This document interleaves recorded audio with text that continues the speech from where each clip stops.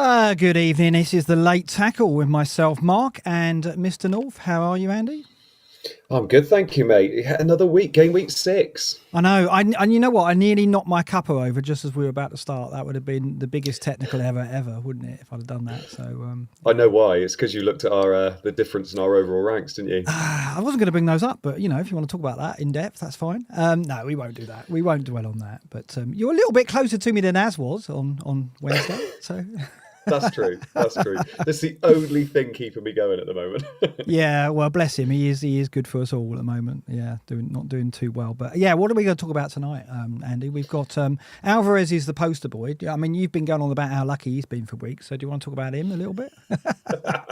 We better do, haven't we? Because I mean, it's most likely going to be my move getting him in this week. Is it? Losing somebody. Tail between legs, Andy.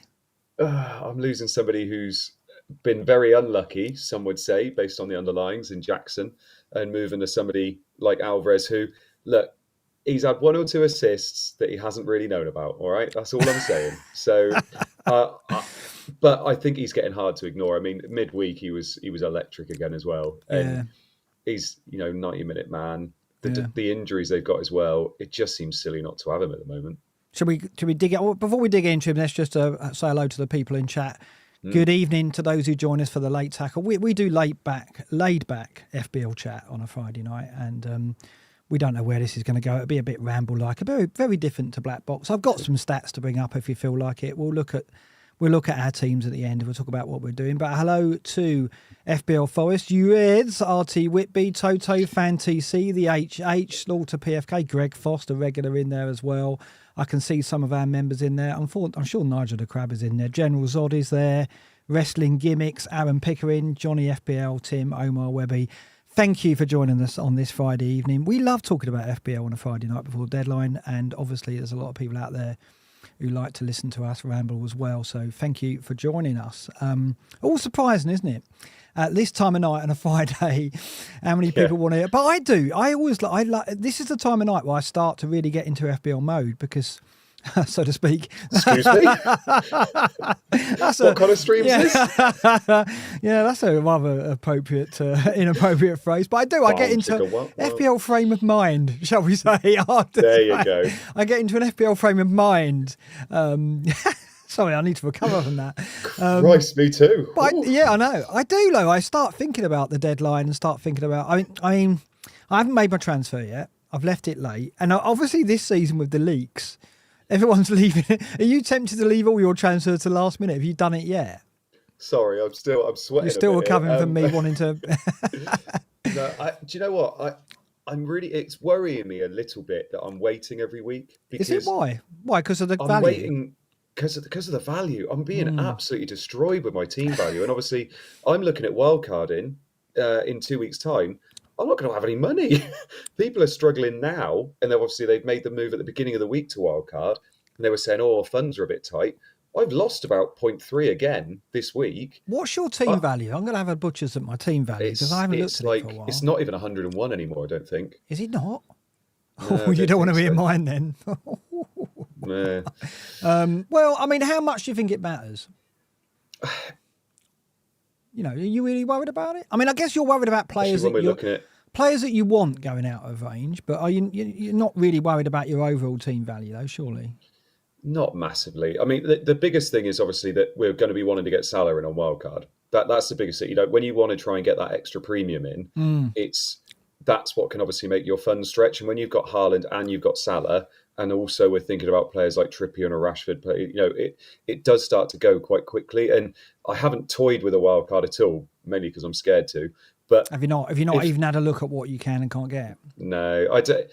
Because things could obviously change in 2 weeks' time. I might not even decide to do it in 2 weeks' time. But I'm just looking at it and thinking, those funds are going to go so quick. And I mean, obviously, you've got Salah at the moment. Your team value must have gone up quite a bit recently. It's 101.7 at the moment.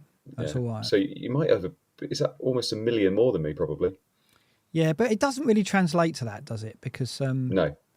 You only get 50%. Selling value. You only get 50%. So I might have like a 0.4, 0.5 on you, if that, right? I think the big advantage is I've got Salah already, right? And I think that's why I've got better value. I said on Wednesday, having Salah, it's not so much the points.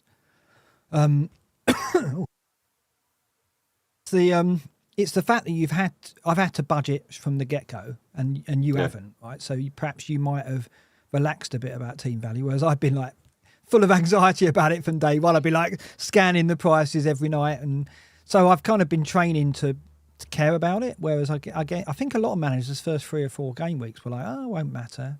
And then obviously as we're getting closer to Salah time, which is about game week 9, people are going, oh, hello, hold on a minute. Yeah.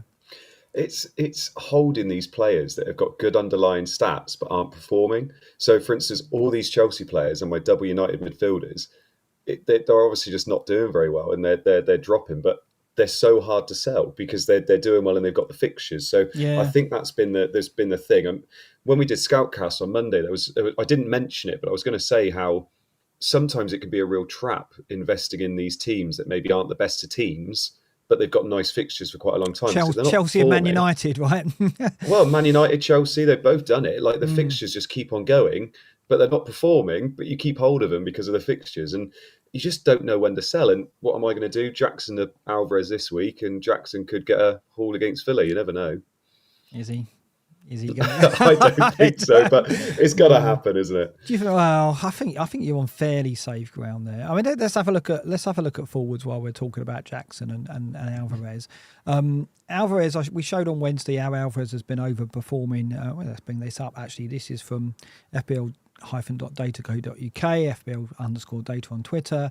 Showed how Alvarez has been outperforming his XGI massively, right? So he's been getting assists or converted assists that you wouldn't expect. Expected points around 22, actual points nearer to 38, 35. I think it's 35, 36, isn't it? So he has been overperforming, but he plays for Man City in a team with Hojlund, of course. They're the best attacking team according to team data so far, and XGI non-penalty. But he's not up there. I mean, Hojlund is the second highest XGI non-penalty, 1.20 per 90. I mean, the West Ham game did a lot to boost that. I think he got about 3, didn't he, in 3 XG in that game? Something silly. Did, big time. Jackson's still there, 0.76, but it's the 5.6 conversion rate, isn't it?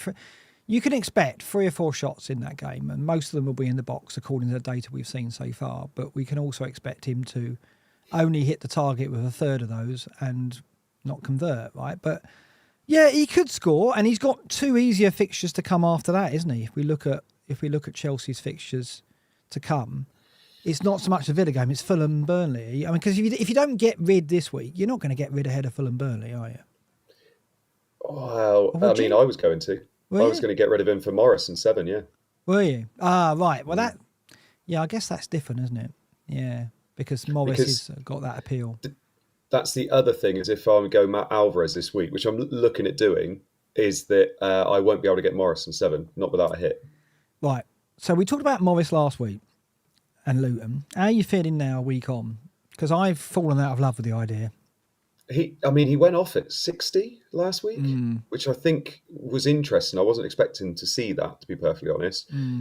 Because obviously we're thinking straight away he's going to be playing, the minutes in these and get 6 points minimum from these next 2 weeks. But I don't know. I've called on it a little bit, mainly because of Alvarez. Mainly because Alvarez has become more of a priority for me. But I still don't hate the idea of having Morris. It's just who do you have him instead of? That's the biggest thing. Do you forgo having Alvarez for 2 weeks and get Morris? Do you have Morris as well as Alvarez and Hojlund and then not have a midfielder? And it's just knowing where to take that gamble into who to drop to play Morris in that week. And I mean, we said it when we did it. Don't get me wrong. A couple of weeks ago, I was like, yes, I'm going to be getting Morris. But that's before Alvarez was playing 90 minutes every single week. And I just feel like he's somebody that I want to get because he's just going up so much. He might even go up again tonight. He could be our first triple riser. It looks likely, doesn't it? He was on 90%. When I had a look, 97 or something. And he's obviously accelerating at the fastest pace as well. So he could make a free 0.3 rise, which will take him up to 7 million. When we last streamed, there was 0.4 difference between him and Jackson. Was there? Yeah, and it could be the same price tomorrow. Right. Yeah, Jackson could go down, yeah. Yeah, I guess you're right. I mean, for me, I look at it and think, who would I not play in that game week 7? Because if I could get Morris, I can get Mubama to Morris I've got exact money to do it. But then I would have to not play one of my first choice players, one of my first choice attackers. So one of my midfield would have to drop out. So Diaby's at home to Brighton. Wouldn't really want to drop him in a home game because they've been electric at home. Not going to drop Saka at Bournemouth. And my Maddison's at Liverpool, so that would be a contender. But not playing Maddison at Liverpool in order to play a Luton striker.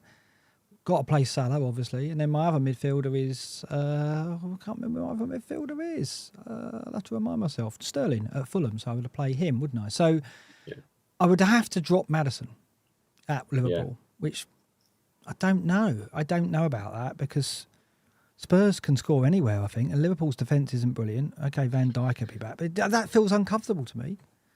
There's also a different scenario with you as well, because obviously your team, I'm going to hate saying this now, but your team is basically what most people are moving to in a wildcard. Thank you for saying that. That felt horrendous saying that. Do you want to? Sorry, I didn't quite catch that. I think the stream I'm not missed saying it again. But so you would have to keep Morris. You'd have to have an escape plan from Morris, wouldn't you? Yeah, that's the other thing. It's. I don't really want a 5.5 Luton striker on the bench who I'm not going to play, and I'm not going to play him over any of my first choice players again. I don't think, unless I get an injury. So my weakest area is my defence. My attack is fine. So I'd have to transfer him out immediately. So I'd be using 2 transfers to get in a Luton striker and benching Maddison. Just don't seem right. So what if you were wildcarding an 8? So, for instance, that's my plan. Obviously, that could move if things go well with transfers and things in the next 2 weeks. But if you were wildcarding an 8 and you had that escape plan, who would you be prioritising as a striker? If you were determined to get rid of Jackson this week, no, let's not do that. Let's do, would you be keeping Jackson for the next 2 weeks? Or would you be moving to another striker? And if you were, how far up would Morris be? Would Alvarez be top? I think Wilson, who's definitely going to start. Let's talk about that because Wilson's getting some traffic on Twitter at the moment. Rightly so. Talking about it, but the fixtures are good. Sheffield United, Burnley, West Ham, Palace, Wolves is a great run for Newcastle. We've all been focusing on the defence, and we'll talk about that in a bit. But Wilson looks like he's nailed the starts in domestic football. And maybe Isak gets the Carabao Cup in midweek and Isak's getting Europe. That looks to be a pattern, maybe. I guess it's too early to say for sure. But so I get it with Wilson, but he's 7'8", isn't he? He's 7'8", whereas Alvarez is 7. Alvarez looks... I mean, I would say they're similar in terms of security of start. I'd say Wilson's still got some doubt over his start, and Alvarez has as well.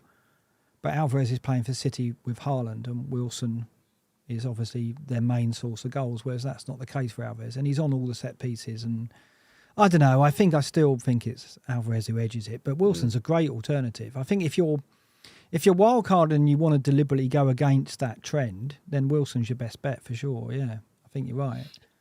I mean, I know it sounds a bit boring, but going back to Alvarez, I cannot remember a time that we had more than one City attacking asset that we felt this secure on with their minutes.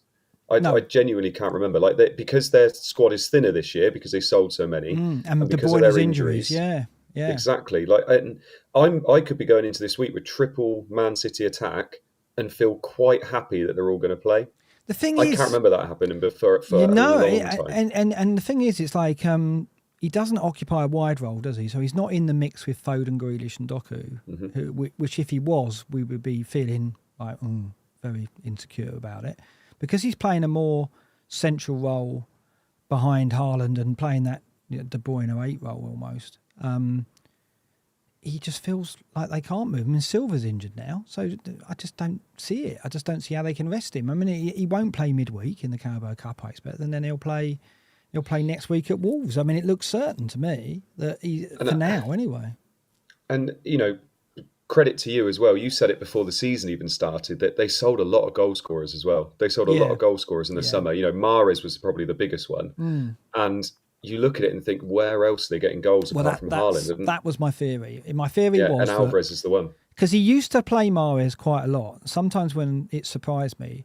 And the reason I think he played him is because he was kind of waiting for Foden or Grealish, and Gundogan did to some extent, to step up with some goals to kind of supplement Haaland. And they never really did it. But Mahrez always seemed to, when he was given his opportunities, he always seemed to get goals and take his chances. And I think that's why Mahrez was starting to get runs of starts. And then when he left, I thought, well, Foden and Grealish just aren't. I mean, Foden will if he gets a regular run of starts, but for whatever reason, there's always seems to be Pep always looks and finds some excuse not to play him. 3 or 4 games in a row. He'll always drop him or best him for 1 game in 4 at least.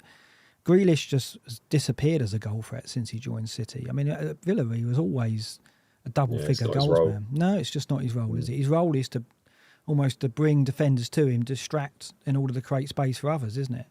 And to be fair, the wide player's role is to feed Haaland. We know this because Pep said, look for Haaland at all times. I mean, Foden has actually come out in interviews and said, and there have been instances. Do you remember that instance where he shot instead of passing to Haaland, and then he got dropped the next game? And we were all going, oh, that was because he didn't pass to Haaland. It probably was, right? So we know that he's told his wide players to feed Haaland, whereas De Bruyne and Gundogan in the 8s were charged with kind of getting forward and being a goal threat. And so when Gundogan left, Mahrez left, and De Bruyne got injured, all he's left with is Alvarez, it seems, right?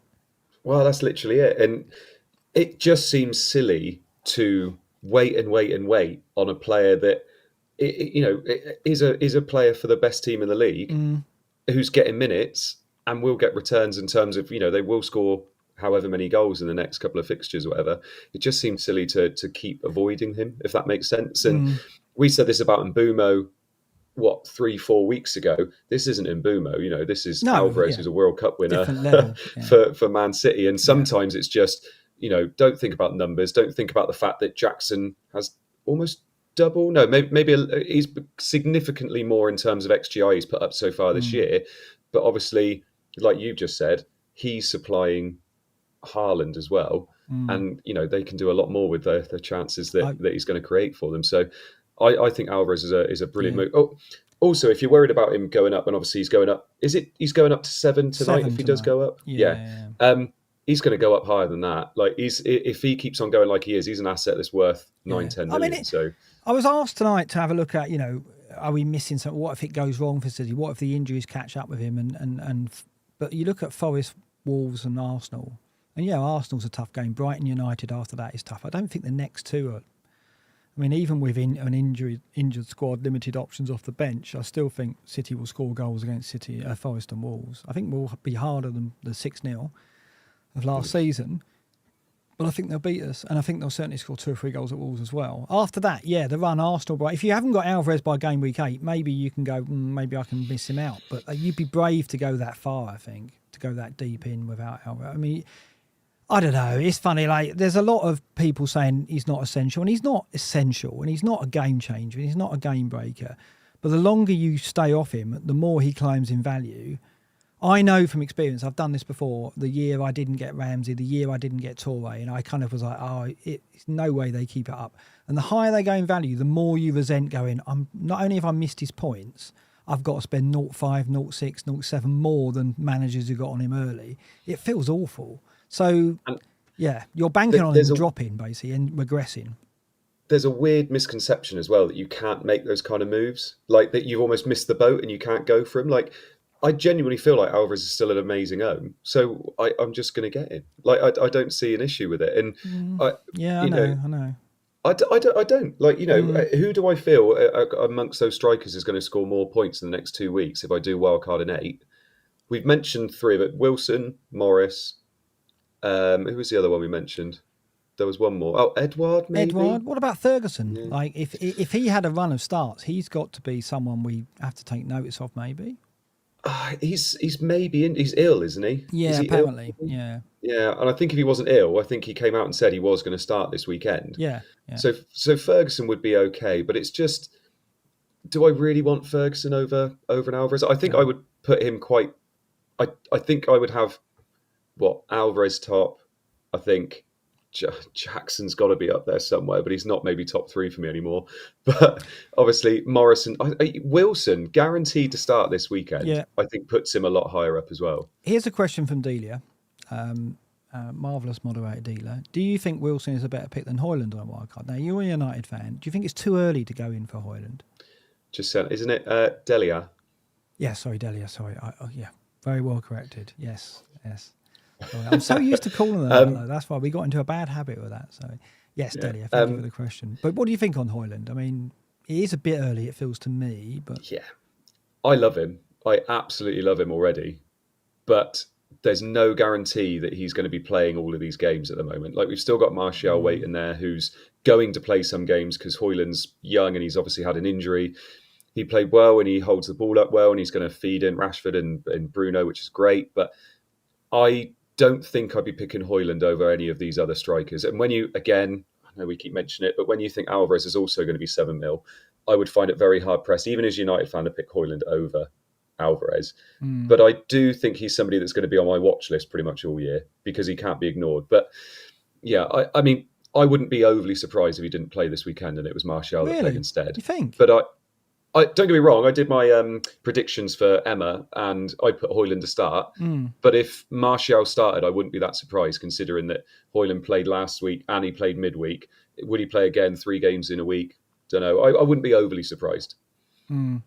Yeah, I mean, John Kay was saying that Martial looked sharp when he came on. Yeah, I guess until we see the run of starts and consistent starts, it's too risky. Wilson's definitely the alternative pick. I think he could easily outscore Alvarez over this run, the fixtures that Newcastle got. If he got 4 out of the 5 starts, I think he probably could and may likely outscore Alvarez. Because I don't think Alvarez is a goal machine, but I think it's just that creativity and the feeding of Haaland. I think that's the way to go. Morris, though, so if you're wildcarding in 8, so I guess your question is, would you go Morris this week instead of Alvarez? Yeah. No, I think I would basically roll a transfer, keep Jackson, and then go Morris next week. I think I'd give Jackson 1 more week. Do you know the other reason I quite like it as well is that it could potentially prolong that wild card for you. So if people are doing it, if you're booking in Luton, like you've just said, if you go Luton and you go for Morris, you have to get him back out again. Yeah. So that's 2 transfers used. Whereas if you don't and you get to 8 and all of a sudden, like I've got 3 moves before that and I get Alvarez, I get Botman or a Newcastle defender, all of a sudden I'm looking at my team and thinking, I'm not that far off where I want to be. This is it. I've just got to free up funds for Salah. That's the biggest thing then. But that could be done in 2 moves. And I'm just thinking, actually, if I could then prolong it, is that the way to go? And it at least makes me have the option when I get there.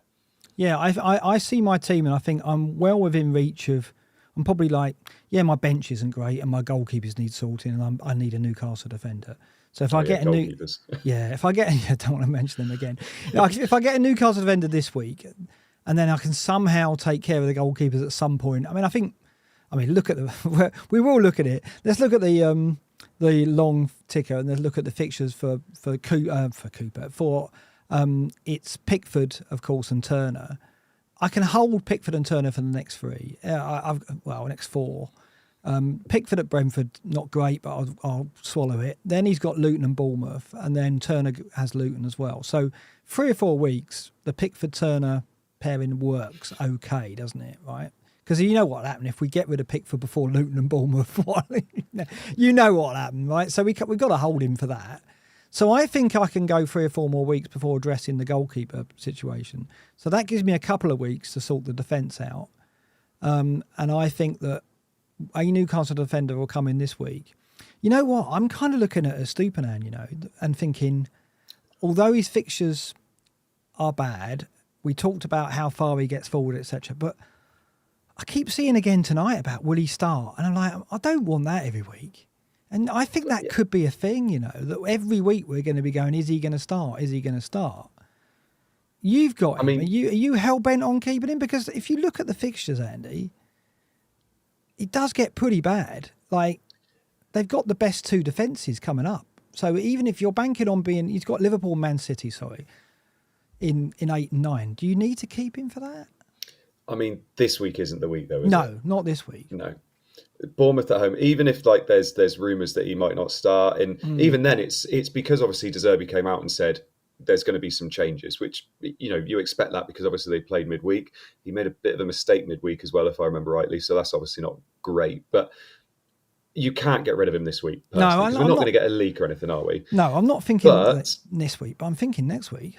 After the next 3 weeks, his fixtures are absolutely beautiful with Fulham at home, Everton away, Sheffield United at home, Forest away. So it's really hard. And I almost feel like he's one of those players where I'd be quite happy to bench him over 8 and 9 to then have him to plug straight back in for Fulham at home, like we've done this week with 6, because obviously he's got Bournemouth at home. I would be surprised that he's the only defender you've got that you would move to a Newcastle. Who's your other defenders to think that Estupiñán's the best move there? Well, you've not got any Chelsea. No, I'll bring up my team now. Then we'll have a look at it, and I'll show you what I mean. Where am I going to go? I'm going to go there, and then I'm going to go there. Right. Okay. So this is is that your team or is that my team? That's yours. That's my team, but I've got the arrow in the wrong way. There we go. So that's my team. There we go. Right. So I've got, for those listening on the podcast, Pickford. Yeah, I know. Don't. Gusto, Estupiñán, Chilwell, Maddison, Sterling, Diaby, Saka, Salah, Alvarez and Haaland. Right, so my defence, I've got Cash on the bench. Now, the problem I've got is Gusto has probably got, he's got this week and he might get next week. But after that, Reece James should be back. The question is, will he come back in before the break or will he wait till after? So I should get 2 more games out of Gusto, but that's about it maybe. Then I've got to start to worry. So he's going up tonight. I think I'll get 4.1 for him, maybe 4.2 if he goes up again. But I'll only have, if I make the move I want to make this week, which is Chilwell to Trippier, I've only got 0.2 in the bank, right? And then I've only got 0.2 and I've got 2 4 million defenders in Gusto and Bulldog. So then I'm playing Cash, Estupiñán and Trippier every week. And if Estupiñán doesn't turn up for that, I've only got one of Gusto or Bulldog to come on. So I can't move Gusto and Bulldog to a 4.5 if I keep Estupiñán because I haven't got the money. And I'm not selling any of those attacking players. And if anything, I need money to upgrade Pickford to a better goalkeeper. So I think I need to take a hit on Estupiñán, go down to Botman with Estupiñán to get 0.5 back, to move a 4 million defender up to a 4.5. That would mean that I've got Botman and Trippier, but I don't have Estupiñán. So over Brighton's good run, I will forego the potential that he's got. But my point is, if every week we're going to be sitting there going, oh yeah, but rotation and De Zerbi said this, and I don't know if I want him anyway, right? Because he's not, sitting here now, he's not certain to start tomorrow, is he? No.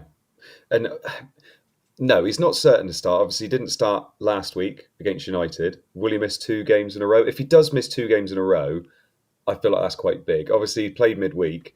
But if he misses 2 games in a row, then I think, like you said, you could start looking at it every week and thinking, God, is he going to play? And that's not really what you want. The upside's there. The upside there is, it's like a James or Chilwell, isn't it? Where are they going to play each week? This is, looking back a couple of years now. But so that's tough. The thing you do get about Newcastle, obviously, the fixtures for ages are lovely. And like you said, you'd be looking to play them every week, wouldn't you?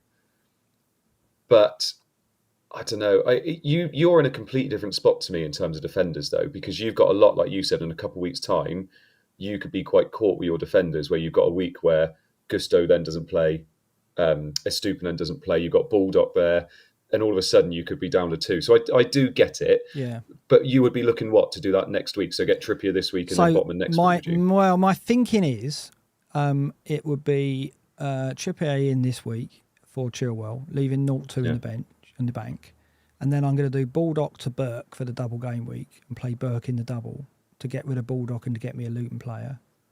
That would leave me still with 0-2 in the bank.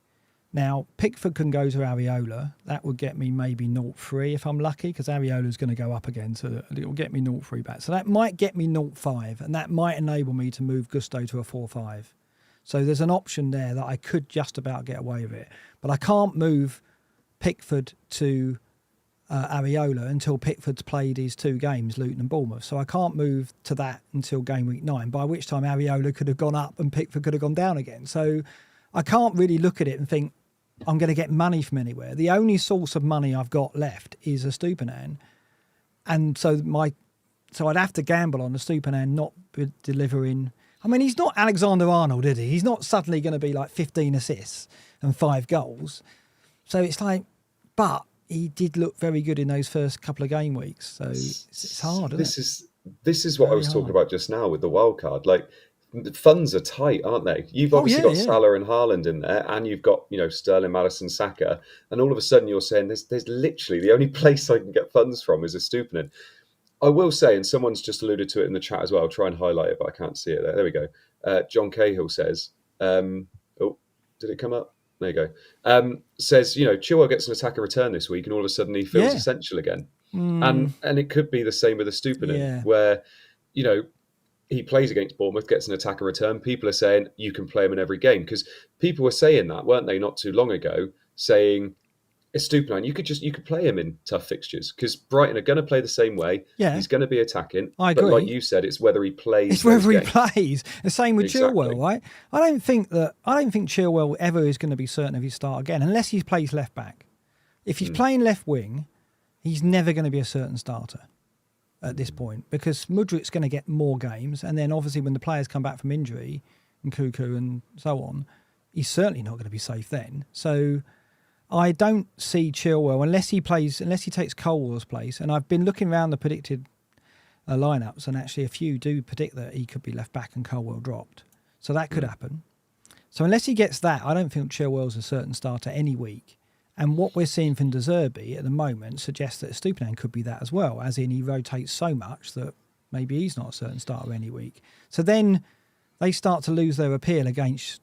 I mean, you can say Trippier's not certain either, but we haven't seen him rotated yet, where we have with Stupinan and Chilwell.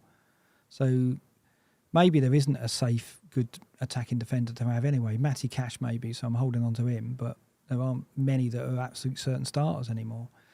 I don't know. It's a problem, but it's a problem of my making, because obviously I've got an expensive team in midfield, and I could obviously downgrade Sterling to Mbeumo, and that would help, right? So maybe I will be doing that. I don't think... Right, so I'm going to ask you this, right? Mm-hmm. Should I get Botman or should I go to Trippier? Because if I get Botman, problem solved, right? No money issues. Bulldog to Botman this week. But the thing is, it's just the upside of Trippier. And the fact that I can go Trippier with Salah and Haaland, well, I don't think wildcarders are going to be able to. I think wildcarders won't be able to afford Trippier, Salah and Haaland and get the other players they want. So I think I should hammer home that advantage and go to Trippier if I can. That's my thinking. But am I being silly there? Am I just going for the crazy upside and Botman's going to be just as good value? What do you think? No, I think you've hit the nail on the head there in terms of if you can do it now, do it. Like, I hate the fact I can't do Chilwell to Trippier right now. I'm 0.1 away and can't do it. And like you just said as well, if you're thinking about everybody else, they're not going to be able to get that, as well as Salah and Haaland and Alvarez, and have all those players too. Mm. I love the idea of going Botman and Trippier eventually. I think Trippier's fine. And also, I look at this week, and a lot of people are prioritising getting Botman in. Yeah. I don't know. I'm not really sure what I expect from Botman this week. It's an away game. I know it's against Sheffield United, but it's an away game. I'm expecting maybe 6 points, and then I'll be like, yes, I got what I wanted from him. Trippier, I would, that ceiling would be 12 points, I would say. That's what I'm expecting from Trippier. Yeah, 12 plus. And I don't really see Botman being a priority, apart from the fact that you're going to want him for a long period, if that makes sense. But Sheffield United could easily score against him at home. So I'm thinking that Trippier would be, if you can get there now, I think that's 100% the move. That's my thinking. I get there and then try and make it work. This piqued my interest today. This is from Gono_FF. They've got their own podcast, so give that a listen. Well, they basically look at zonal weaknesses every week to see if they can spot areas of the pitch where one side can expose another side's weakness. And the cells in white in this table highlight where we should be looking. That means the opponent is ranked the worst for a particular area. So, for example, Sheffield United, all their cells are white because they're ranked second for chances conceded from the right flank, second from chances conceded down the centre, and first, as in they've got the worst defence for chances conceded down the left flank. And if you look at crosses conceded, they're also the worst from the left flank. So for me, they're weak down their left side, which is obviously Newcastle's right side. So they're saying here Almiron and Trippier are the players that could cause most problems. But actually, Sheffield United defence is so bad, they're more or less tipping Newcastle's attack, right? But for me, I look at that and think, well, if Sheffield United are conceding the most crosses down their left flank, and they are 43 on the right, 69 on the left, and the most chances on that flank as well, 22 versus 29, it's clear there's a weakness down that side. And Trippier is the best exponent of right-wing crosses, arguably, amongst defenders other than Trent, right? So I looked at that and thought, if I don't do it and he goes and gets a 12 or 15 ball, I'm going to absolutely kick myself, aren't I? So that's kind of convinced me to go with it, I think. Yeah, and I almost think as well, like, don't get me wrong, Botman's actually had interesting attacking stats this year compared to normal. Done really well. He's been higher than Schär as well, which is quite surprising. But you're expecting something from Trippier, whereas you'd be hoping for it from Botman, I think. Botman got some bonus last week, didn't he? I think, he got the 3. 8 points, 9 points? Yeah. Yeah. So I think you'd be hard-pressed to have that happen most weeks. But Trippier, I think you're just expecting it, aren't you? And that's why I said I do think that is the way to go, is going Trippier, especially because you can do it now. Like, if you go Botman now, next week something could turn up, and then all of a sudden you don't get Trippier for the next 2-3 weeks. I can't do it. If I go Baldock to Botman, that's the money gone and my chance is gone. And then that's it. And Trippier, if he gets a double figure, will start climbing. So I think I've got to do it. So I think that resigns me to be really scrimping, and then I've got a decision to make on, depending on whether I can get enough money from going Pickford to Ariola on Stupinan, or I go Sterling down to an Mbumo or an Eze, which is probably what I'll end up doing. I'll get through Chelsea's easy fixtures and then get off Sterling, unless he's been brilliant, which I thought he would be, but he somehow hasn't. I don't understand why that hasn't worked out, Andy. Weird. Yeah, it seems to be as if everybody the going best for days those. are beyond him or something. I don't know. Yeah, everybody going for those midfielders that do well one week don't seem to do well the next week. I know, that's it. Where do you stand, talking of which, where do you stand on Son at the moment? I mean, like, for those who bought him, did you get him in? I did not. No, you avoided that one, didn't you? Yeah. Mr. Az did, and plenty others did. Do you think that he's okay, Lo? Do you think he's going to keep that central berth? It's tough because obviously Richarlison came on and did okay. Well, just a little bit okay, yeah. Yeah. I mean, nobody would have sold Richarlison to get Son in, so that's fine. So that's a moot point. No, that would have been crazy, wouldn't it? Because they'd have sold him before, wouldn't they? They wouldn't have taken him. I mean, exactly. But no, I think if you've got Son, I mean, when we were talking about Son, what did we keep saying? We didn't. I mean, personally, I kept saying, if look at the next 2 fixtures. Lots of people said, no, those next 2 fixtures, Liverpool and Arsenal, there'll be goals in those. So if you've got Son, you've got to be happy with those next 2 fixtures against Liverpool and Arsenal, where we expect them to maybe score a couple of goals, and obviously after that, it's absolutely lovely. So I think Son is still a fine hold if you've got him. I wouldn't be going anywhere near selling him unless you can maybe get to Salah. But even then, I don't think now's the time to get Salah. So I think Son's absolutely fine if you're selling, if you've got him already. I still think there's the opportunity that he's going to play up top. And I think maybe they will use Richarlison as that kind of impact player to take the pressure off him a little bit. And we saw it at the weekend. That's exactly what he wanted. And he came on and changed the game and boosted him up. And Son was pushing him forward, wasn't he? And, getting him to the front. Yeah, so that was lovely to see, wasn't it? Yeah. And I think Son's fine. Son's also on pen still. He's playing in a team that is really gelling and looking great as well. So, I think Son's an absolutely fine hold. I would not be looking to sell him now just because of a blank against Sheffield United. And if personally, and some people might not like this, but if you brought Son in only for that Sheffield United game, then maybe you need to think about your decision making more than anything else. And that's what I said when I bought Sterling and he blanked against Forest, and everyone went, "Oh, what a flop that is." It's like, well, you're not bringing him in for the one game. I particularly wasn't bringing him in for the Forest game. And it's the same with Son. Like, I think nobody expected Richarlison to recover as quickly as he did and as spectacular as he did. Certainly not as, and it's fair enough. You couldn't write that script. But I do think that Son will get another go down the middle. I think that'll be the case against Arsenal. And also when we looked at Son and we said, look, okay, he's got Arsenal and Liverpool next, but actually we look at those defences and think he could profit from them. He has in the past, so there's no reason why he can't. So I don't think you should be too downbeat on Son. I think there was a comment from Nigel de Crab saying Son's minutes is the worry. And I think that's right. He's been going off early, 75, 80. That's the time he went off when Kane was in the team. And we kind of thought, well, that will change. Like Mbumo's now a 90-minute player. When with Tony were there, he wasn't, right? And we think when Kane goes, well, Son will finish all the games. But doesn't seem to be the case. So I think you're going to struggle to get more than 80 minutes out of Son in any game, it seems. Because Richarlison, like you say, will always be an option to come on. But he can still do damage. I think you've got to hold. I guess if you don't have Maddison, the temptation is to go, I'll downgrade, I'll cover Spurs. And Maddison, how much of a downgrade is that? Not too much if Son does move to the flank, let's face it. Yeah. I mean, I've just mentioned there Salah, by the way. If Mm. you weren't a Salah owner, and we've got MB in the chat Yeah. who's mentioned quite a few times about Salah. I've just brought him up there. Look. Yeah. Oh, you brought him up as well. Mm. Genuinely, and I don't know whether you feel the same. Yeah. If I didn't own Salah now, I wouldn't be buying him now. I feel like there's other players I'd be wanting to buy for the next 2 weeks. He's been returning every week. I get that. Yeah.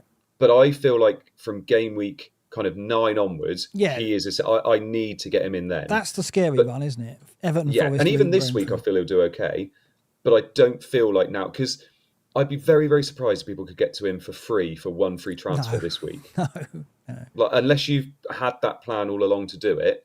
But I just feel like Spurs away and then Brighton away, then it's lovely. But I don't feel like I'd be getting him in right now. He could still do well, but I feel like there's other players I'd want to get I guess first. the fear, if I was sitting here without Salah, and I didn't have Alvarez either, the fear would be if Alvarez returns in the next 2 and Salah does as well, and they start climbing. You know, you're watching your wildcard team weaken before your very eyes, aren't you? Because you're going, well, if I wildcard in game week 9 and I end up paying 0.4, 0.5 more for Alvarez and Salah, that's suddenly another 4 million defender I'm going to need rather than a 4-5 defender, right? Or it's going to be, I'll have to go Eze instead of going Mbumo. You know, so you start seeing your wildcard weaken. That's the problem. So it's like, how long can you hold back? Salah's not going up yet, but he's not far off, right? One double-figure return against West Ham, Spurs or Brighton, and he's going up, I think. Yeah. That's the problem. So that's the only thing that will worry me. I agree with you. I don't think there's any urgency to get Salah because I don't necessarily think he's going to go mad over those 3 games. I think he will get 2 returns at least over the next 3. But if I'm wrong and he gets a 12, 15 pointer, then then that's where the rises will start to worry you because once his bandwagon starts, he will go, won't he? So that's the only thing.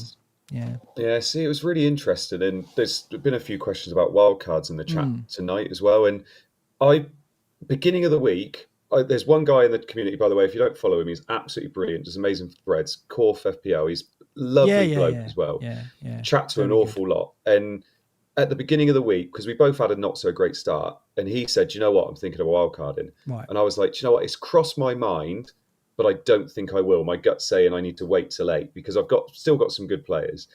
And he's done it. Yeah.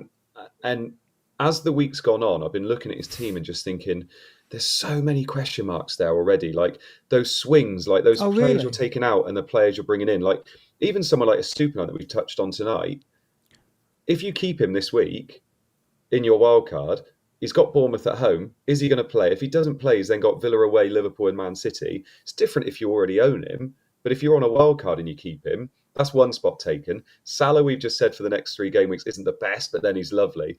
It just seems that little bit too early. Even Newcastle defence, just seems that 1 week too early on them. And I don't know, people that have pressed it, yeah, fair enough. You know, and some people, this will definitely be the right decision. And after 3 weeks, we'll go, yeah, that was the right time to do it. But I don't know, it just seems like we're right at the end now of United having that nice run. Chelsea still have 1 or 2 nice fixtures. And it's just, don't know, just seemed a little bit too early for me, but I could be very wrong after a couple of weeks. I think you've got to be very courageous with your convictions. I think you've got to think that you've seen enough after 5 weeks where you can pick the players that you're going to want long term. Now, some managers are confident enough to do that, and a lot will depend on what kind of start you've had. If you've had a rotten start, then it's hard to find that confidence to go, you know what, I can pick a wildcard team and I'm going to get it right. I mean, I know what that's like.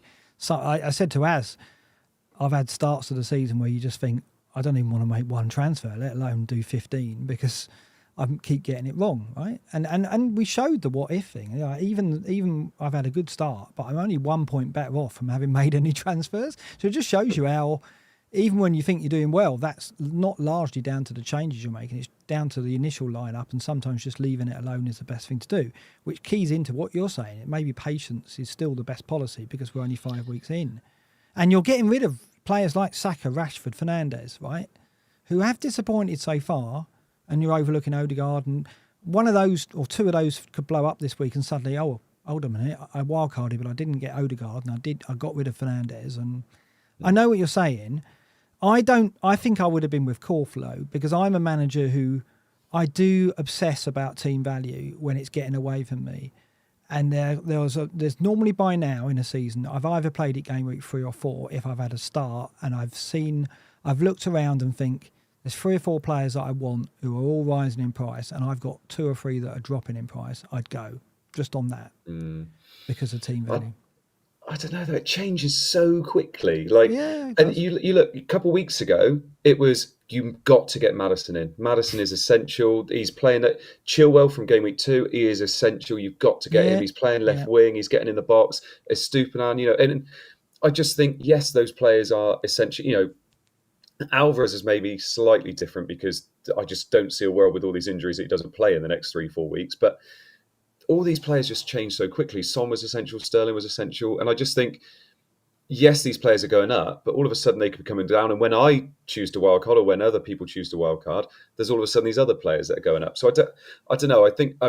Delia, bless her, just put, I think most of the people complaining about wildcards are the ones that are jealous of the ones that did. Yeah, of course you are. You're going to be jealous of them that week, aren't you? Especially because their team's going to look absolutely stacked. But I don't know. It's an interesting discussion because I've obviously been talking about game week 8. If you don't wildcard in game week 8 or game week 10, when are you looking at wildcard? And are you looking to hold it? I'll go all the way to 18. As long as possible. I'll go all the way to that City blank. I think that's what I've got to try and do, haven't I? I don't know what I'll do around there to get through it, but of course that's going to be handy having a wildcard and being able to dead end into that, right? But. So I'd probably sell Hojlund, right? Or I don't know what I'd do. But if I've got a wild card there, I can do something clever around that blank, which other managers won't be able to do. But will I be able to get that far? I don't know. Your team value will be 105 by then, so... Well, that's the other thing, right? Yeah, I mean, the longer you leave it, the more team value you've got to play with as well, I guess. I don't know. I think that's what my ambition's got to be, is hold it as close to... the deadline, and then you can delay playing the next wild card. You see, that's the idea, that you can push that back further. It's a utopia which I might not get to, but sitting here right now, I don't foresee me playing it anywhere near 8, 9 or 10 at the moment, unless something goes very badly wrong, which obviously it could. I don't need to tell you I've had that before. So yeah, but if I was in your shoes now, I think I would probably roll this week, get Morris next week, and then wildcard in 8 is probably what I'd do. I don't think you can leave it much longer than 8 unless Salah doesn't go up in value. If you think Salah's going up and Alvarez is continuing to go up, sitting here now, I would bank that Alvarez and Salah are going to be, certainly Salah's a season keeper, I would say. Alvarez could be. Might not be. He might, when De Bruyne gets back after Christmas, maybe he'll get rotated, but that's a long way off. I think between now and 20, Alvarez is as good as it gets, to be honest. Just said, a few people are laughing that you said about selling Haaland. Yeah, selling Haaland for the blank in 18. Yeah, so he's not selling Haaland for... No. Yeah. Selling Haaland knowing I've got the wild card after to get him back again, basically, yeah. So, sorry, you were just saying then, so you would prioritise getting Morris in this week I instead think of I'd keep Jackson, get Morris in the double and punt on that, and then wild card in 8, get Morris out and get Alvarez then, and get Salah then. That's what I would do in your shoes, I think. Why do you not like that plan? Isn't that what you're thinking?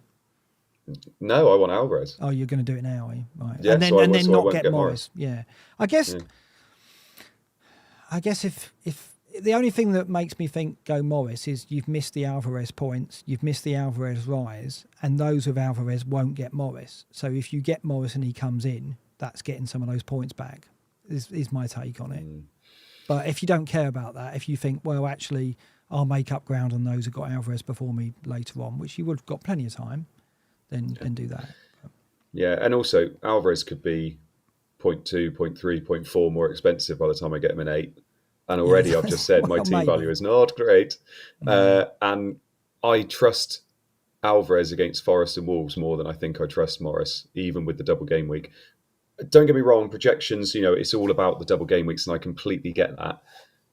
But I think Alvarez would be the way I'd be going, yeah. Webby says, what week is the next international break? I can answer you that because I've got the calendar here. It is after game week 8. There we go. So between game week 8 and game week 9, Webby, that's when the next one is. So that's when that's what I mean. You play it in that gap, I guess. Is that your thinking? You're going to play it between 8 and 9? Yeah, we said it, didn't we? Beginning of the season when we were looking at literally that graphic you brought up, and we said what weeks look good to wildcard, and game week 4 was one, and then game week 8 was one.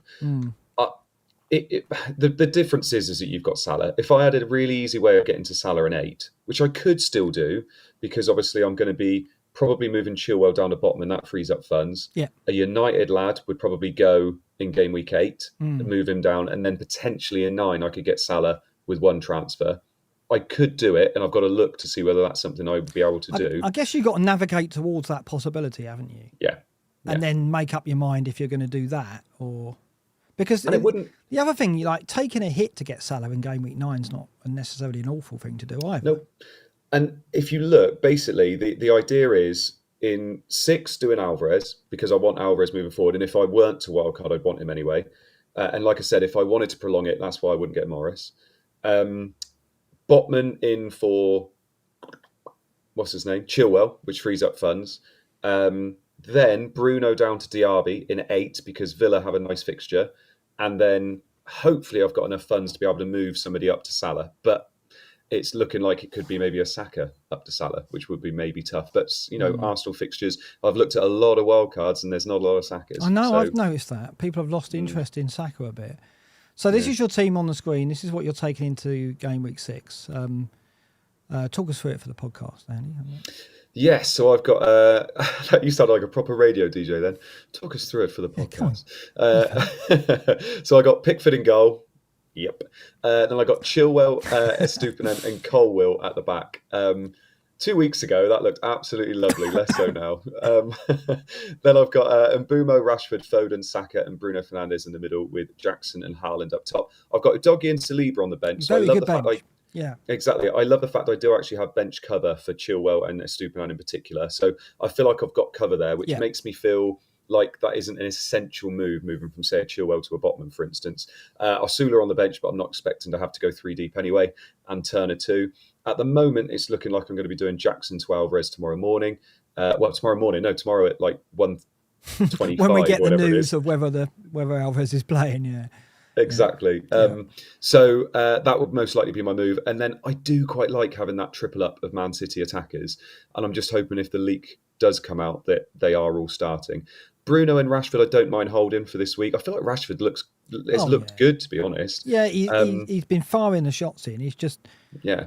I fear him. He's the one player I haven't got who I really am scared of. So I think he'll get a return at Burnley. Yeah. And Mbeumo at home to Everton is absolutely fine. Saka, I feel like there's goals in that game.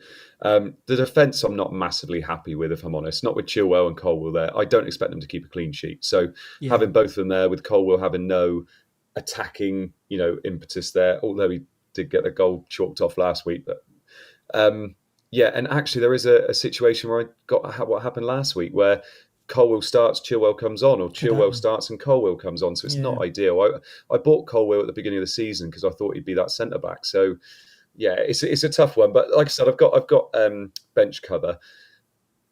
The other, I can't do Chilwell to Trippier. Like I said, I'm 0.1 off. That was the other move. I was thinking that could be quite a nice move. But I think Jackson to Alvarez is probably the move this week.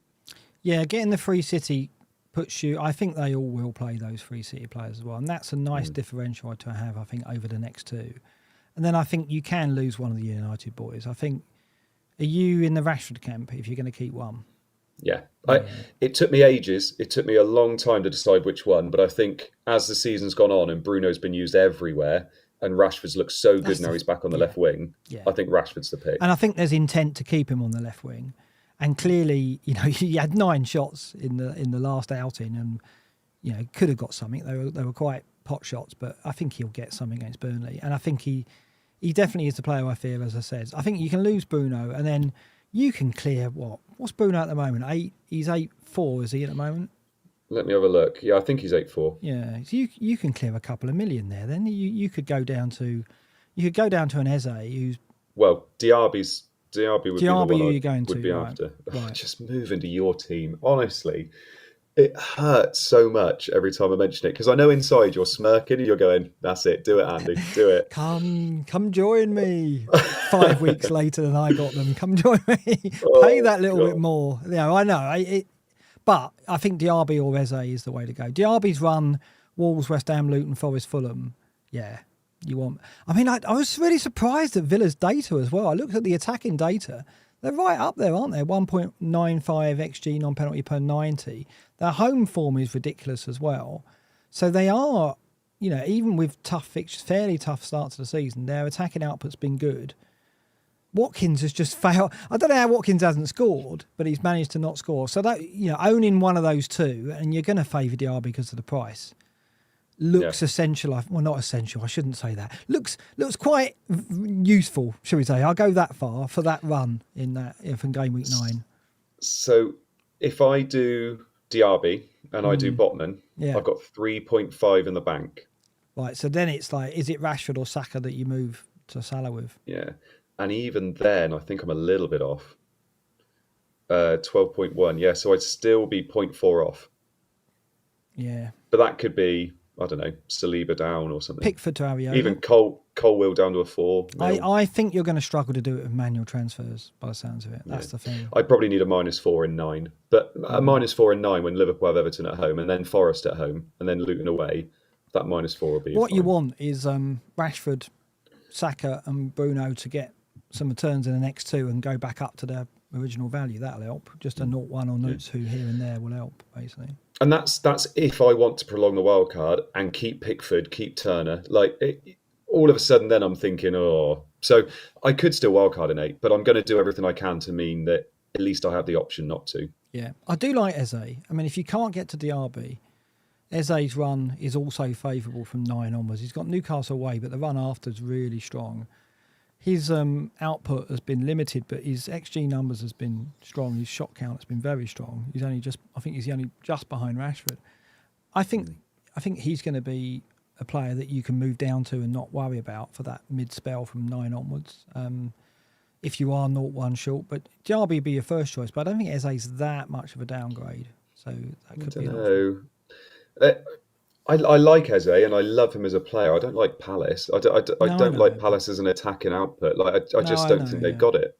And actually, Edouard's done well, and it's kind of going through him a little bit. I mean, Eze's brilliant, and he is their best player as well, and he's obviously on penalties too. So I think if you were to pick a Palace player, you would pick him. But I think if it's a straight shoot between him and Diaby, I think you'd be going Diaby. And of course, first choice, Yeah, and Mbumo's fixtures aren't amazing, but he's still on pens and he's still on an attacking team as well. So I don't know. I don't think I'm as high on Eze as other people are. I love him as a player. I just don't like the Crystal Palace team. Yeah. No, I get you there. That's fine. Shall we round off with a few questions? So fire some questions in and we'll do our best to address any that tackle anything that we haven't covered. Nobby's come in with what about Doku for the short term? We haven't spoken about him.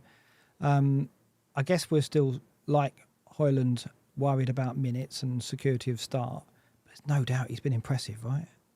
Yeah, he has. And he's what I like about him at the moment is that exciting flair hasn't been coached out of him by Pep yet, which is nice. So we're still seeing that.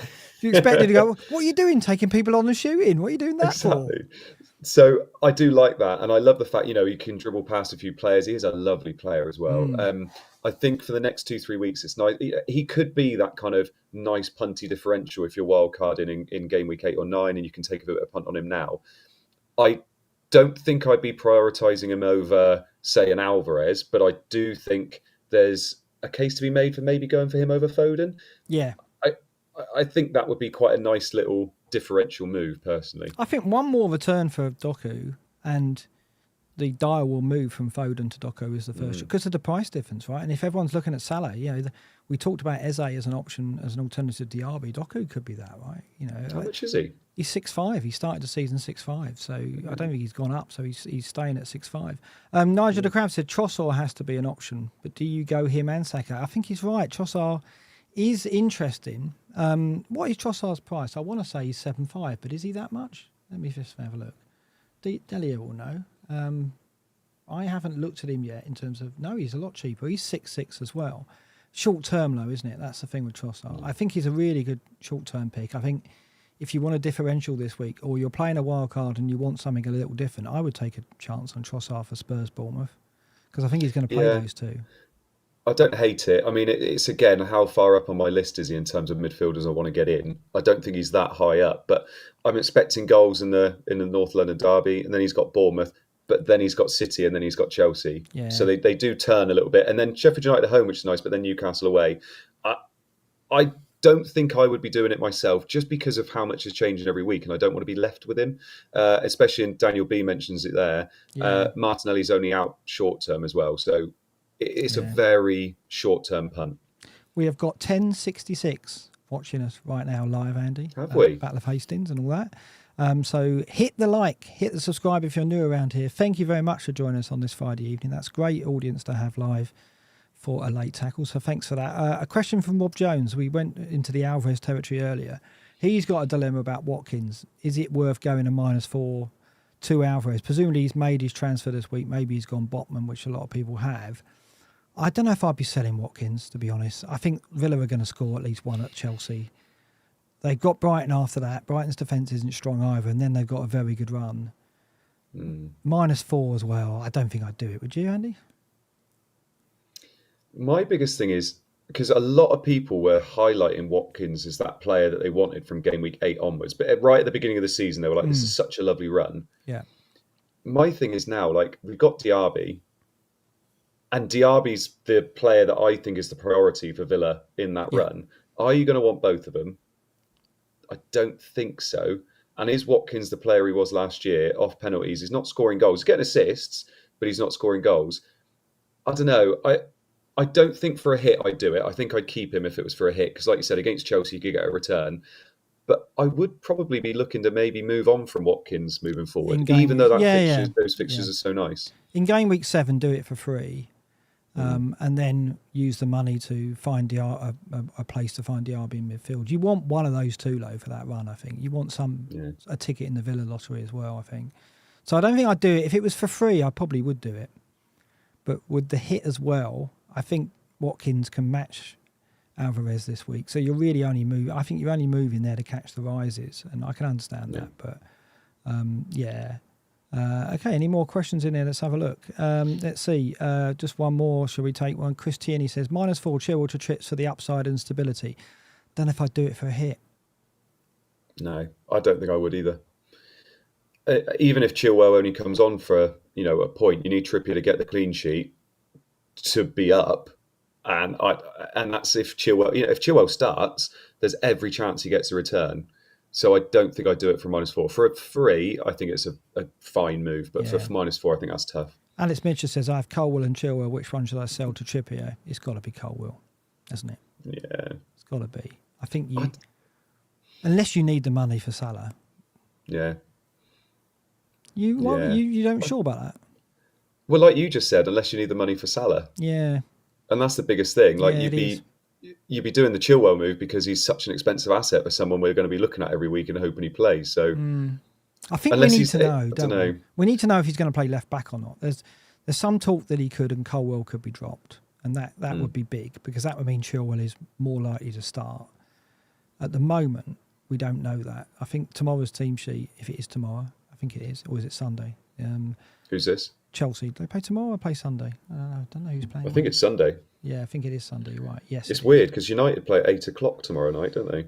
Yeah, it's a weird set of fixtures. We don't get a live game until the 5:30, and then I've got the pleasure of watching Rashford get a hat-trick at 8 o'clock at Burnley. So, 4 games at 2 o'clock on Sunday. Very odd. I think we've got I think you'll learn a lot from the team sheet we see next time out on Chilwell. I think I'm going to sell him because I don't have to do it for a hit, but I think if it was a hit involved, I would hold on one more week, personally.